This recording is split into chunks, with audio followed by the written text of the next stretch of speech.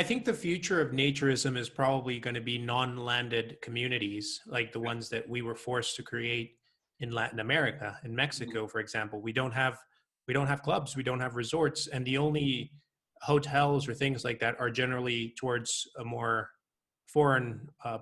audience Yeah. that is more upscale and more inaccessible for the majority of the people. So Yeah. I think that one of those strengths of not having a landed club and being able to organize events anywhere is, for one, the cost. It's way lower. Like, for example, all those hotels or clubs or resorts that are empty right now have to, they have to take money out of their pockets in order Hmm. to survive, or they have to sell or close or whatever. But Hmm. for example, we've only had one event in the entire year, and we're not struggling because we don't have to pay, Yeah. rent or Yeah. pay a staff or pay anything like that. So that gives us an advantage. And the other advantage is that there's a lot of variety. Hmm. Definitely. And that's one of the reasons why we promote non-landed clubs a lot, because the options are endless.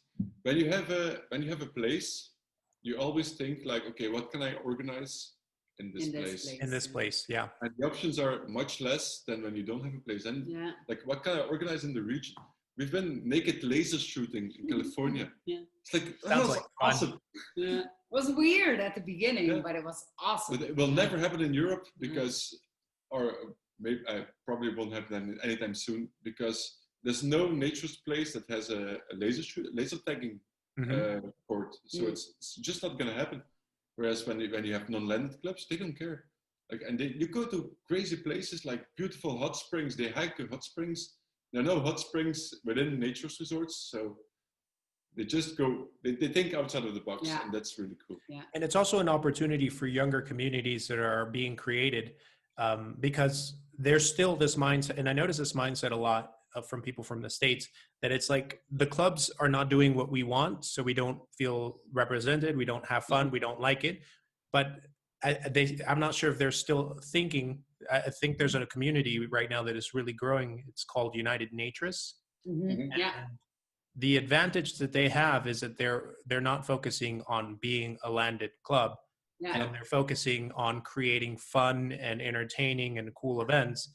And the more that the rest of the world follows this example, the more younger communities that we're going to have. We don't know if at the end of the day these traditional clubs will survive, Mm-hmm. Time but will We'll tell. see. I mean, eventually people will find alternatives. And I think the main important thing is for naturism as a movement to continue to grow and to evolve, and to be able, I think, in ultimate instance, to be able to educate society on being more diverse, more welcoming, more accepting, more respectful, as we were talking at the beginning when you guys were defining what naturism was to you.